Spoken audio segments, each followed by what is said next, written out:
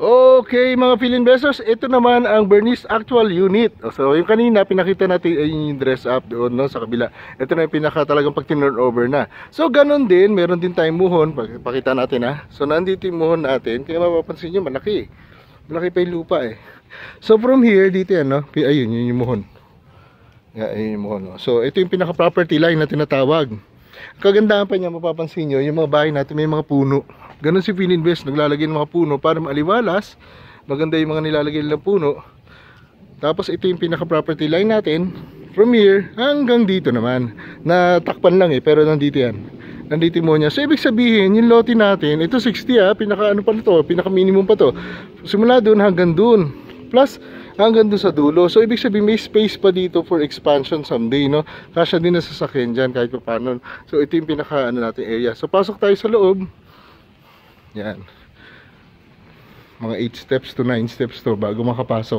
Ito na yung pinaka-actual naman na turnover. So mapapansin natin, plain cement finish siya para nga makapili pa yung kliyente ng magandang tiles at nakatipid pa siya. Ano lang yun, diniscount na lang. So kompleto tayo, meron tayong mga outlet. Meron tayong mga circuit breaker syempre, no? Ang ating windows is enhanced steel casement. Ay, may space pa sa labas, oh, ang ganda. May garden ka pa.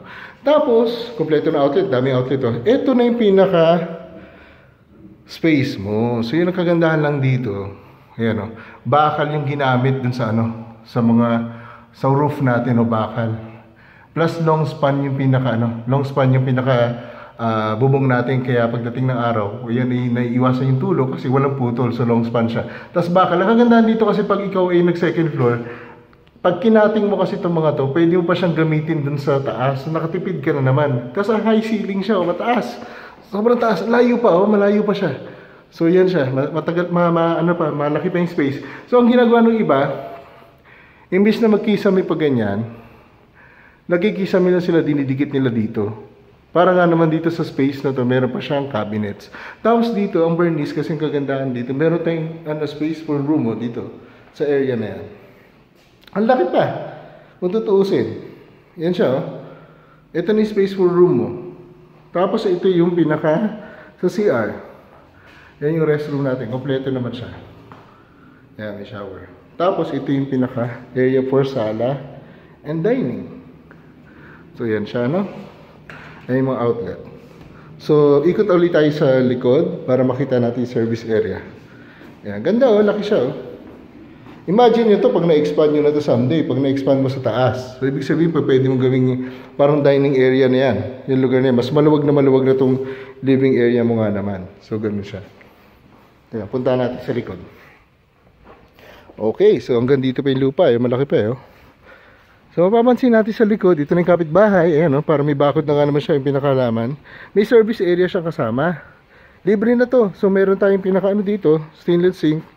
Yung natin lababo. So pwede natin lagyan dito ng cabinets lang para magkaroon tayo ng taguan dyan ng mga things natin. So dito siya sa likod. Yan, hanggang dito yan. Nandito yung muhon yan. Sa gitna. So pwede ka magpabakod dito. Pwede ka magpabakod syempre dito sa likod.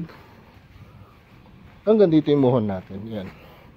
So ibig sabihin from here, pag ganun, at syempre, pag ganun naman, yan pa yung lote natin. So, ibig sabihin, malaki pa talaga siya. Malaki pa yung pwede natin expand someday. Yan ang kagandahan kasi doon kaya ng ating abot kamay, no? Sa bulsa.